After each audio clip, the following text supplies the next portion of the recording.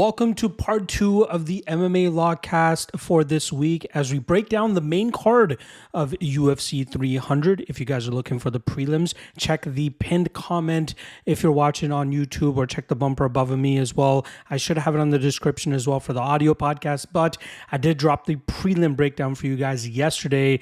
So if you're looking for that again, check that out. Otherwise, on this episode, in this part, we are covering just the main card for the big UFC 300 event, and I'm very much looking forward to doing that. As a reminder, I am your host, Manpreet, aka MMA Lock of the Night, your boy on social media at MMALOTN, and the architect behind the MMA Fight Archive, ensuring you leave no stone unturned when you're researching these upcoming MMA events. With a total of 17 different promotions from all over the world on the Fight Archive, we have close to 3,500 fighter profiles on there as well. There's a reason the top analysts, handicappers, coaches, fighters, and commentators utilize this service so that they are able to effectively analyze, predict, and break down all of these upcoming matchups. You can check it out for free as well with a 7-day free trial. Link for that is in the description below. So make sure you guys check that out and take full advantage of all of the direct links to past fights for all of the competitors competing on these upcoming events. All right, like I said, we are breaking down UFC 300, the main card. I've already done all the weekend recaps on the prelim episode. I've done my intro on the prelim episode. I don't need to do all of that good stuff, so we can get right into the breakdowns. But I quickly want to let you guys know and remind you that the PFL card is going down this Friday as well, and I should be dropping that breakdown for you guys on Wednesday. So keep your eyes peeled Wednesday evening as I break down that card for you guys for free on the YouTube channel as well as all podcasting platforms. We got an action-packed weekend of fights culminating with UFC 300, so make sure you guys stay strapped into the content that drops throughout the week. Top 3 lock of the night candidates, top 3 dog of the night candidates, the free parlay, the quick picks, and not to mention the 3 best prop bets as well. I got you guys fully covered. Hit that subscribe if you haven't already, and check out the rest of the great content on the YouTube channel. All right. Without further ado, let's get right into it. Curtain jerker for the main card goes down in the middleweight division as we have Bo Nickal coming in as a minus 2,300 prohibitive favorite going up against Mr. Cody Brundage, who comes in at plus 1,100. No need to get too deep into this matchup. We know what we're getting into. Just a quick background on Bo Nickal. We know what he's all about. High-level collegiate wrestling background. Probably one of the best wrestling prospects we've ever seen make the transition from collegiate wrestling to the mixed martial arts world. He is now 5-0. 2 of those wins coming inside the UFC. Both of them coming by first-round finish. He has 3 submissions on his record as well as 2 knockouts, but the thing is clear that he doesn't like to go into the second round, and a lot of that has to do with the fact that he hasn't been facing the highest level of resistance, which often allows him to go out there and just run these opponents over.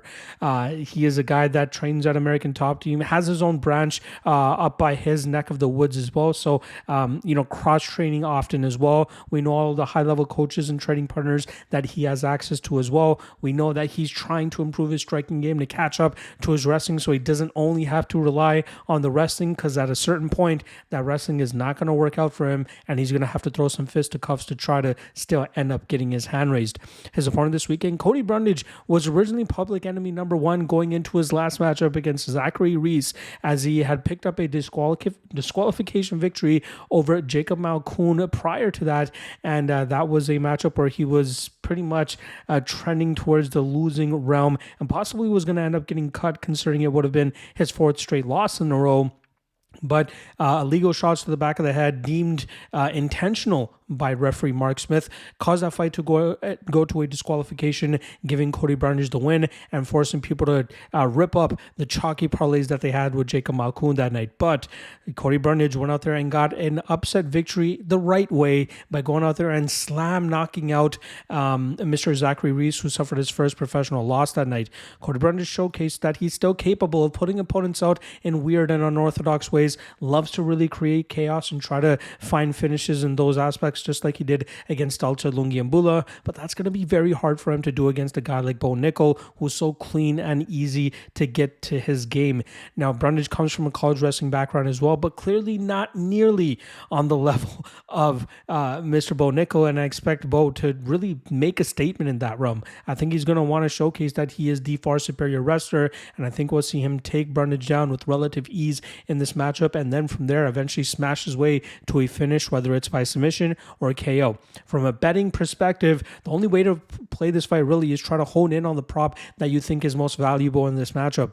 Cody Brundage to win by knockout is sitting at plus 130 if I remember correctly, while the submission prop is sitting at minus 140. I'm going to lean a little bit to the knockout prop, because when you have somebody as dominant on the ground as Bo Nickal or other wrestlers, usually the knockout or submission prop is a bit of a toss-up.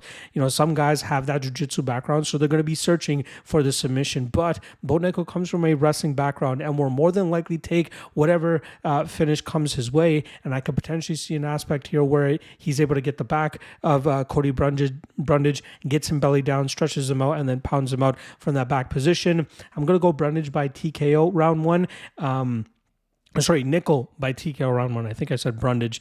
But yeah, I think we see Nickal make it look fairly easy here. Minus 2,300. Don't put that on your parlays. Please don't do it.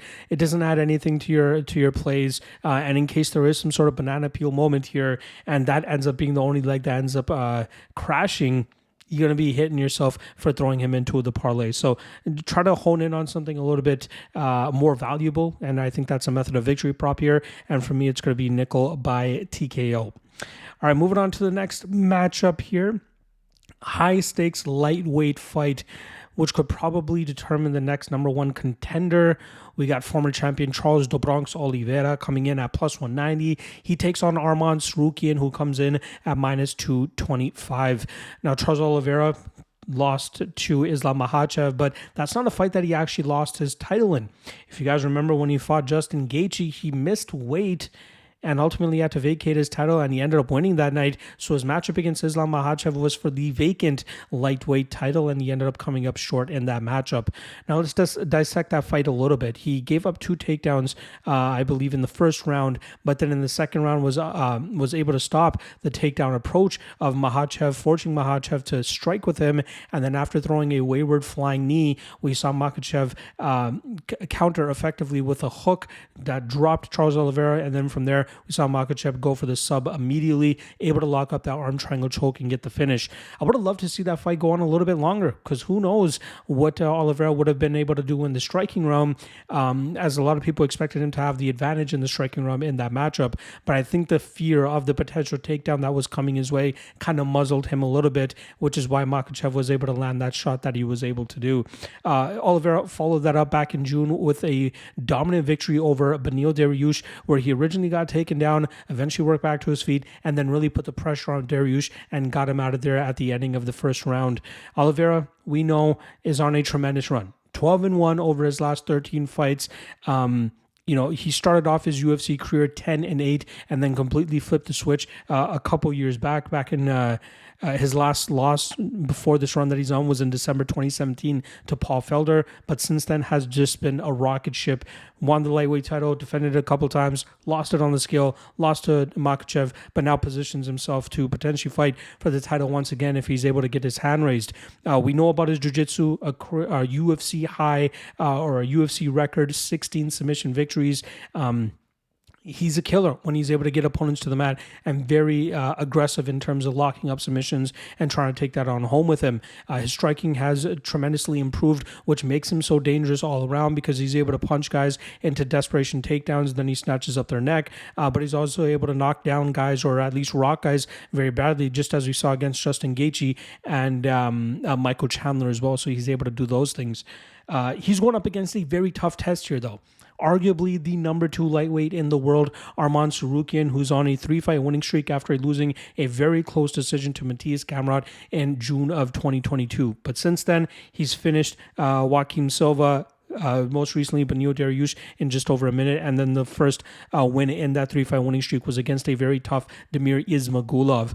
Now we know what Tsarukyan's all about, right? He's a guy that goes out there and uses his relentless wrestling approach to really put guys through the grinder. He chain wrestles very well, has a great gas tank. His striking is very much improving, especially with his ability to utilize his power, speed, and explosiveness to land big shots on his opponents and hurt them badly. But it's really his ability to just grind on his opponents, whether it's up against the cage, dragging them to the ground, or just staying consistent with that wrestling style. It's very, very impressive to see. And we saw flashes of that in his UFC debut back in December of 2019 when he signed to the UFC and was thrown to the wolves right away in the form of Islam Makhachev. Even though he was clearly defeated in that matchup, it was a much closer fight than the odds had indicated, which led to a lot of people to believe that these two would eventually fight once again. And this weekend, Tsarukyan has one more obstacle to overcome before he's able to get that long-awaited rematch against Islam Makhachev. Now, how these two match up. Everybody knows or thinks that Charles Oliveira will likely have the striking advantage in this fight. However, you got to give some credence to Tsarukyan's ability to put big power on his opponents with his ability to crash that pocket with power and speed. That could potentially open up KO opportunities here against Oliveira, who might have a little bit of a shaky chin, might have some shaky durability. I used to say that Charles Oliveira was a quitter, but I start to eat my words after he's been able to battle back from adversity in a couple of the fights, particularly the Michael Chandler fight where he was pretty much on the ropes for the majority of that first round, managed to gut it out and then win in that second round and defeat Chandler that night.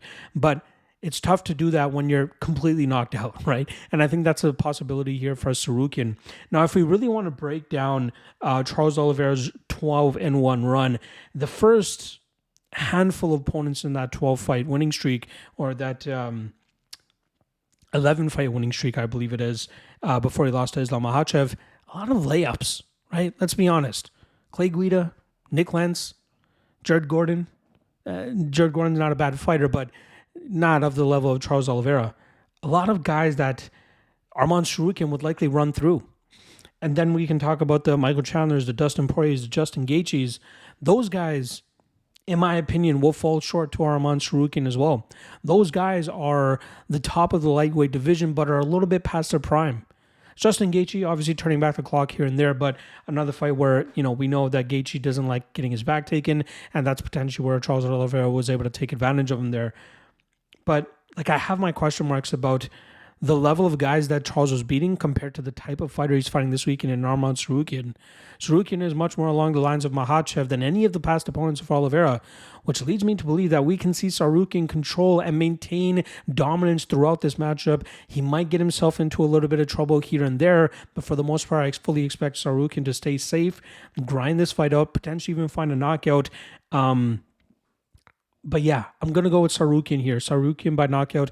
It hurts me because I'm a big Charles Oliveira fan, but there's only been a few times that I've picked against Oliveira and actually bet against him as well. Islam Makhachev was one of them, and now Arman Tsarukyan will be one of them as well. All right, let's move on to the first of 3 title fights. Technically a title fight, but technically not a title fight.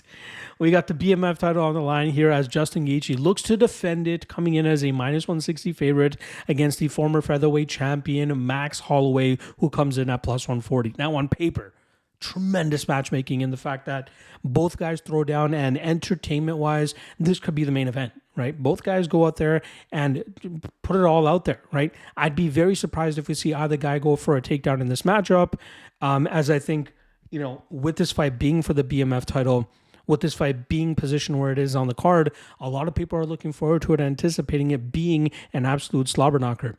Now let's start off on the Justin Gaethje side, who's currently on a 2-fight winning streak. The first of which was him showcasing that he's still deserving of the ranking that he has by defeating up-and-coming hot, hungry young lion, Rafael Fiziev by decision. That was a fight that he started off pretty slow, lost the first round, but managed to battle back in the second 2 rounds and was able to get his hand raised by decision that night. He followed that up with a knockout victory over somebody who had defeated him prior, Dustin Poirier, second round head kick knockout. Beautiful work there from Justin Gaethje, who had been getting touched up in that first round by Poirier, but not by a whole lot. I think only 2 judges ended up scoring that round in Dustin's favor, but Justin ended up getting back in the second round and leaving the judges out of it, getting that knockout victory.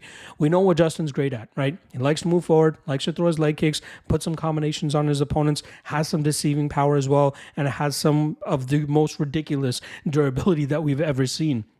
The last time he lost by TKO, I believe, was 6 years ago.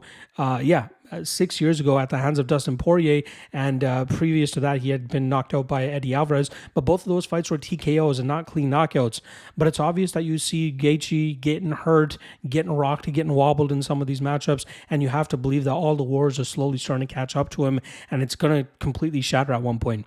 Remember, for my longtime UFC fans, Chuck Liddell was a guy that used to have insane durability, insane chin, and he'd be able to take some big shots so that he can throw even harder in return and more often than not knock his opponents out. However, at the latter half of his career, his chin did not hold out anymore, and a swift gust of wind could potentially knock him out. Not saying that's going to happen to Justin Gaethje here, but that's definitely something to worry about as he gets closer to his 36th birthday. Now, Justin Gaethje, again, nasty combination striking, good leg kicks, underrated wrestling, but I think he still needs some work in the jiu-jitsu game, as that's where he's suffered his last two defeats as well. His opponent this weekend, Max Holloway, is undefeated since 2013 against opponents not named Alexander Volkanovski and Dustin Poirier. He has defeated everybody else. The Dustin Poirier fight back in 2019 was his bid to go up to lightweight, challenge for the interim lightweight title so that he can become interim champ, as he was the featherweight champion and coming off that shellacking of Brian Ortega prior to that. But it was too much for him, as Dustin Poirier showcased that he was the slicker boxer that night and really touched on Max Holloway over 25 minutes, winning that fight on the scorecards. Let me take you back to 2019, though, because that night, Max Holloway went in as a close to a minus 250 favorite. Not a lot of people were giving Dustin Poirier a chance because of the form that Max Holloway was looking like in 2019, going out there and finishing Jose Aldo twice, going out there and battering Brian Ortega and showcasing that he is one of the best featherweights on the planet, and his boxing game, cardio game, and pace and pressure was absolutely elite. But Dustin Poirier had the perfect answer for him.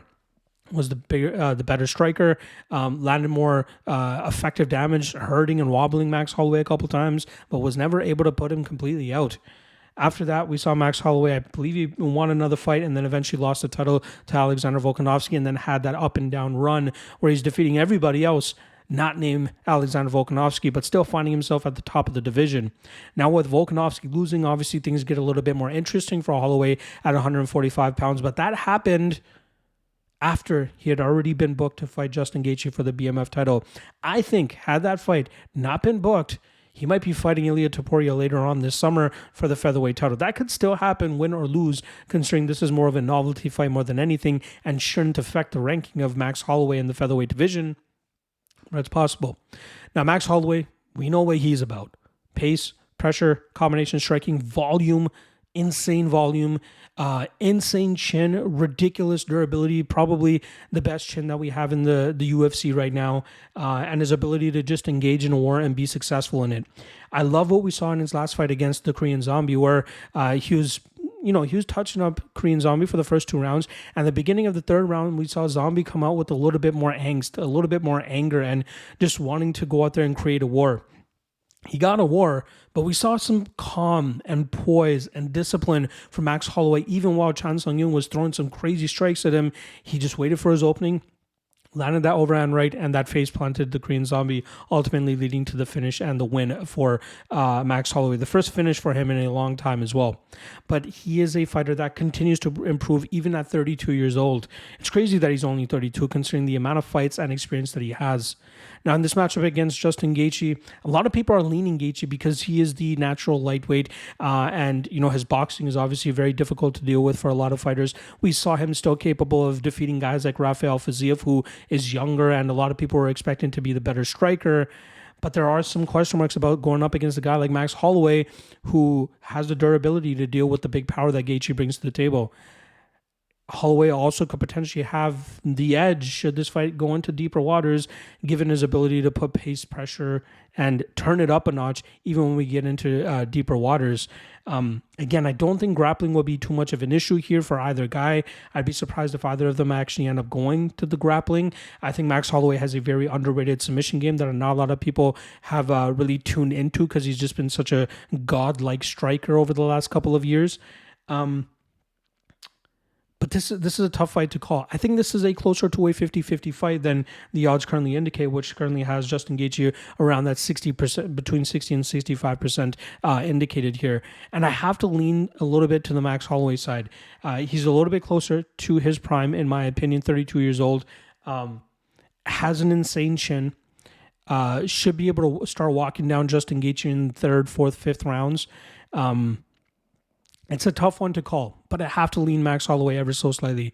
Another thing that I'm going to throw out there, and I don't put too much weight on this because I don't like to read into the statistic too much or this trend too much. I like to break down fights as itself, as it's like what that fighter has done, their resume, and putting it up against the other fighter's resume, and then seeing their strengths and their weaknesses and how they match up and what can be exploited from either fighter. But this trend has been talked about the last couple of big events. Most recently, we talked about it in the Volkanovski and Topuria event, and it held true that night. But the fighters 35 or older fighting in a title fight below the welterweight division. I believe the record is 35-2 for the fighter that is not 35, the one that is younger.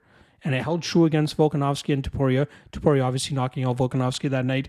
And this is a title fight in a certain way. It's at 155 pounds. Justin Gaethje's 35 years old. Does it play a factor in this matchup? Let me know in the comment section below what you guys think about that. But I do lean, even without that, throwing that trend, that trend. I'm still picking Holloway. I think that we see him turn it up in the latter rounds here. I think it's going to be difficult for Gaethje to battle back from that. I wouldn't even be surprised if Holloway's able to hurt Gaethje and then really start to pour it on him in the third, fourth, and fifth rounds and get a similar TKO the same way that Dustin Poirier and Eddie Alvarez were able to do so. But I think that we're going to take Holloway by decision, but still sprinkle the round 3, 4, 5 props because of how live Holloway normally is in the latter half of his matchups. So give me Holloway by decision, but again, round 3, 4, 5 is absolutely live here. All right, moving on to the women's strawweight title fight that we have in the co-main event. We got Weili coming in at -500. She looks to defend her title for the second time as she takes on Xiaonan, who comes in at +375. Now start off on the Weili side, who's on a 3-fight winning streak, which included her bounce back victory over Joanna Jędrzejczyk after losing her title, or at least losing the second attempt to get her title back against Rose Namajunas. She bounced back with that nasty spinning back fist knockout against Joanna Jędrzejczyk. Then she followed that up with a dominant performance where she finished Carla Esparza in the second round to win the title again. And then she absolutely dominated Amanda Lemos over 25 minutes to defend her title for the first time during her second title reign. Now, Zhang Weili has made a ton of impressive improvements throughout her career, specifically with her wrestling. We know she came into the UFC as a striker. She had a ton of mixed martial arts background even coming into the UFC, but we would often see her lean on her striking, touching up her opponents, landing big power, using her kicks from distance. That was kind of her game. But over the last couple of fights, we've been looking at her to try to use her wrestling a little bit more to grind her opponents out from that top position. It was very successful against Amanda Lemos, but Lemos, a fighter that deals with a bit of a cardio issue and already does not have a great defensive grappling game, which is why we saw Zhang so dominant in that realm when she was finally able to get the fight there, or when she consistently and got the fight into that realm. Carla Esparza, she was just so much more physically imposing in that matchup that Esparza had no answer for her, right? Esparza, technically speaking, was probably the better wrestler, but she couldn't do anything because of the physical advantage that Zhang Weili had in that matchup. And I think that played a big part in that fight, which is why Zhang made it look so easy that night. She's 34 years old. she's getting close to where things might start to get a little bit shaky for her. I believe she turns 35 in August, if I'm not mistaken. Something to keep an eye on. Is she showing signs of slowing down? Not at all. But age is something that just creeps up out of nowhere, just as we saw with Volkanovski as well. Potentially something to worry about here with Zhang. But regardless, still a dominant champion, still somebody that deserves a lot of respect at the strawweight division. Now our opponent is getting quite disrespected on the betting line here. I believe it was yesterday or the day before where we saw a ton of action on Zhang Weili come in, pushing her from about minus 350 up to this minus 500 line. But I don't think that you can just discredit Yan Xiaonan so quickly.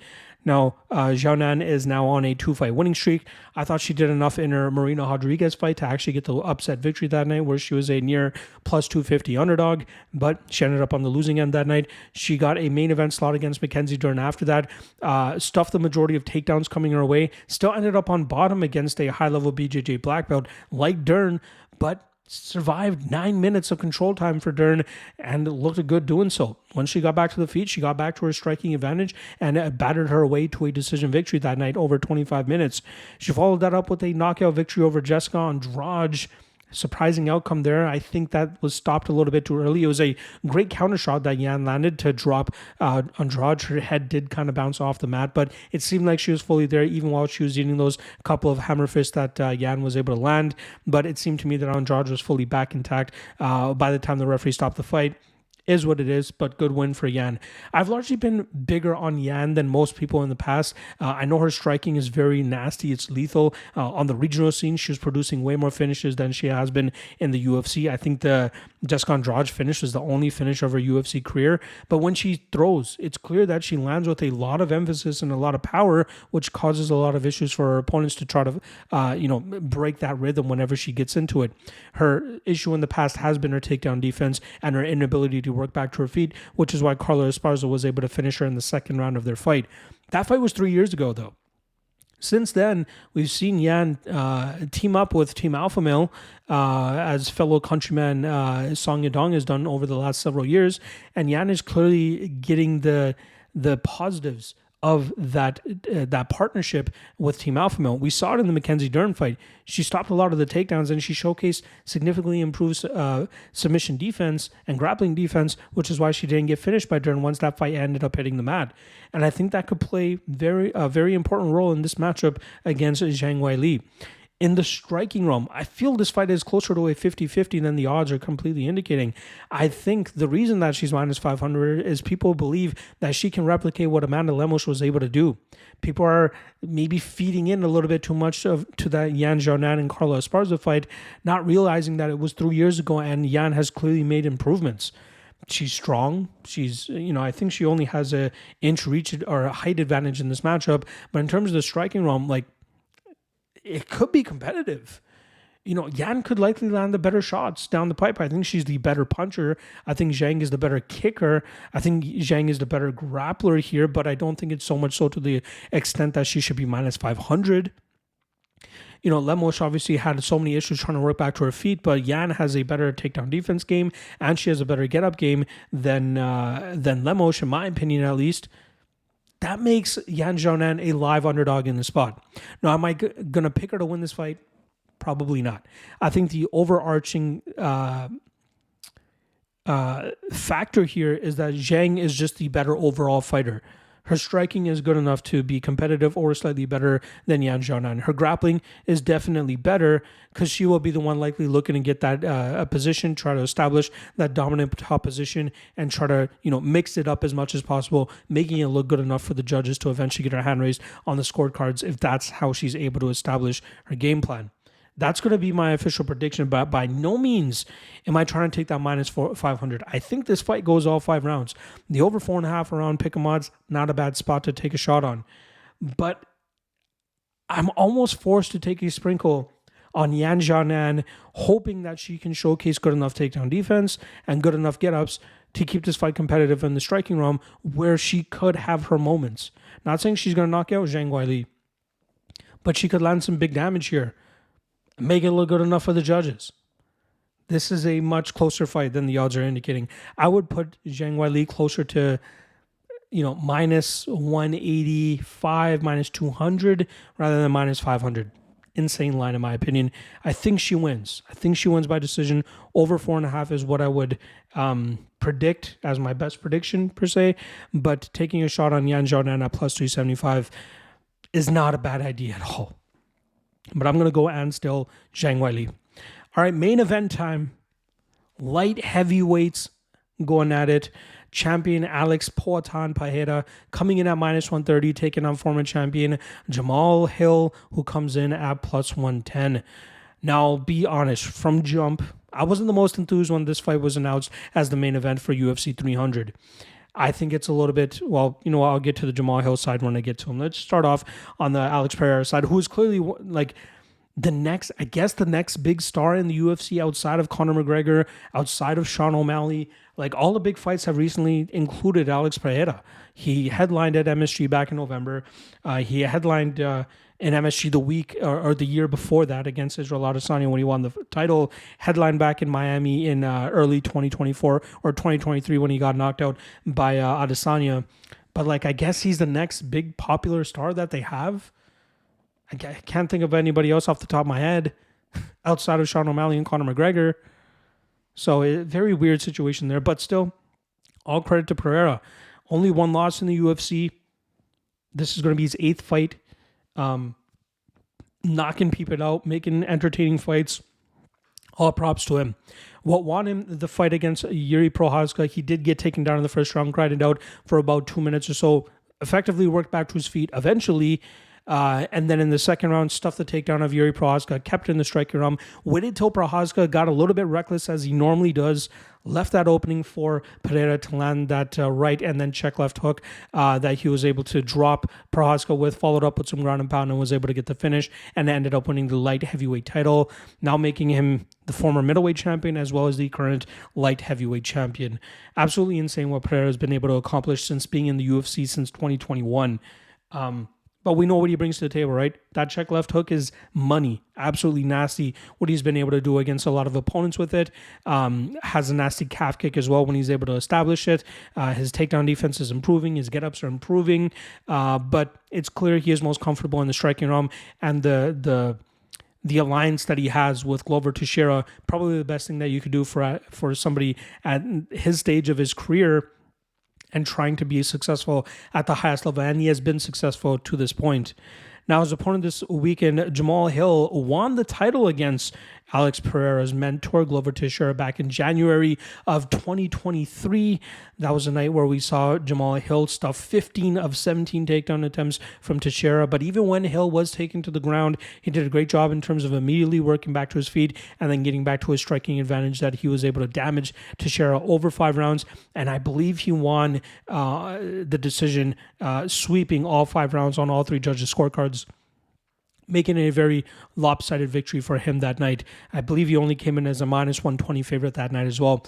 Jamal Hill, striker, loves to put power on his opponents, does a good job in terms of maintaining his range and putting his power on from distance, sniping his opponents. I've had some issues with his chin up in the air type of striking defense in the past that opponents have been unable to take advantage of. Maybe this weekend is finally when we get to see that, but he's made it work for him. He's gone out there, only lost 1 fight, which I think was more so to do with his ego when he took or got taken into the guard of Paul Craig and hung out there a little bit too much and got his arm broken. But since then, he's been able to bounce back with 4 straight victories, including that title-winning effort against Glover Teixeira. And then tragedy struck in July of 2023 where he ruptured his Achilles and then had to vacate the title, or at least he relinquished the title, similar to what the previous title holder did in Yuri Prochazka, which is how Jamal Hill originally got the vacant title shot against Glover Teixeira. Ruptures his Achilles, has surgery July 18th of 2023, and looking through everything, it takes roughly about 6 months, and that's what he's talked about as well, about 6 months to recover, which would place us in mid-January, and then from there, Hill talked about that he would like to return in quarter 2 of 2024, and we're right at the beginning of quarter 2 of 2024. I don't know if this is how quickly you want to jump back into competition. You have to remember that this fight was announced mid-February. It seemed like the UFC was very much scrambling to try to put together a heavyweight fight. Apparently, he only got the call the day before it was actually announced, or even the day of, if I'm not mistaken. And of course, he said yes. Like, how can you turn down an opportunity to headline one of the biggest events in UFC history at UFC 300 and then to do it for the title that you once had? They probably threw a bag at him as well. That's something to really consider coming into this matchup. Now, I'm not saying that Hill is not completely prepared for this fight, but I think if he had it in his ideal situation, he would probably be fighting in May or June. This might be too quick of a turnaround for him, and especially to come back against such a killer like Alex Pereira. I don't know. Can he take a couple of the kicks? Is he going to be able to have that long range, that distance management that has made him so successful at this stage of his career? It's a lot of questions. Year and a half layoff, coming back against a killer like Alex Pereira. I don't know. It just doesn't add up to me. Hill is capable of pulling off knockouts, right? Light heavyweight. We know one punch can turn anything around, and he's capable of doing that here against Pereira, who had his lights shut out last year, right? It's only been a year since he got knocked out by Israel Adesanya, and by all accounts, maybe Jamal Hill is a bigger puncher than Adesanya. So he's capable of potentially finding that button on Pereira and putting his lights up. But running the tape, looking over all the facts and everything that I've researched into, I still end up leaning on the champion side in Alex Pereira. Now, I get it. He used to be a 185er, but this guy was made for 205, right? Just looking at the metrics here, 6'4", same as Jamal Hill, 80-inch reach, 1 inch more than Jamal Hill. This is a guy that only went down to 185 to chase that money fight with Israel Adesanya. We know he should have been at 205 this entire time. And it's clear that his punching power is translating to this higher weight class as we saw against Yuri Prochazka last time around. And given some of the striking defense issues that we've seen from Jamal Hill with him, we've been seeing that clip going around social media with him like crossing his feet. Not a good look in terms of going up against a high-level striker like Alex Pereira, but also leaving his chin in the air when he throws his output. There were plenty of times, even in the Glover Teixeira fight, where you see him unloading on Glover and leaving his chin up in the air, something that Alex Pereira could potentially catch him. That check left hook would be money for him, and he is just the perfect size to land at that range as well. I have to go with Pereira here. Small dog here, small favorite, -130, not a bad line. I put him closer to 60%, especially given the injury, the layoff, the comeback, the possible too soon of a comeback from Jamal Hill. I would put Pereira closer to -150. So -130, I'm happy to take a shot on here. But yeah, I think we see Alex Pereira eventually go out there, find the knockout, and defend his title successfully for the first time. And still light heavyweight champion Alex Pereira. There you guys go. Main card breakdown for UFC 300, rifling through it. I like to get into, especially with how high level and how monumental this card is. I wanted to get into every matchup as best as I could for you guys and give you guys the best breakdowns. I apologize if I went a little bit too long on some of these fights, but I wanted to really get my point across in terms of how much I was feeling about these fights. Now, obviously, the quick picks version of the podcast drops on Thursday, so keep your eyes peeled for that, for me to just get straight to the point on every single matchup. But I do appreciate anybody that's been listening to the entire podcast, entire breakdowns. Really, really appreciate it. Reminder, PFL breakdowns will drop on Wednesday as well, so keep your eyes peeled for that. And yeah, that's really about it. Check out the prelim breakdowns if you haven't already. Otherwise, check out all the other great content I'm going to be dropping this week on the YouTube channel. Hit that subscribe if you haven't already. Otherwise, I will see you guys tomorrow for the PFL breakdowns as well as the other 2 segments that I'll be dropping as well. See you guys then. Peace.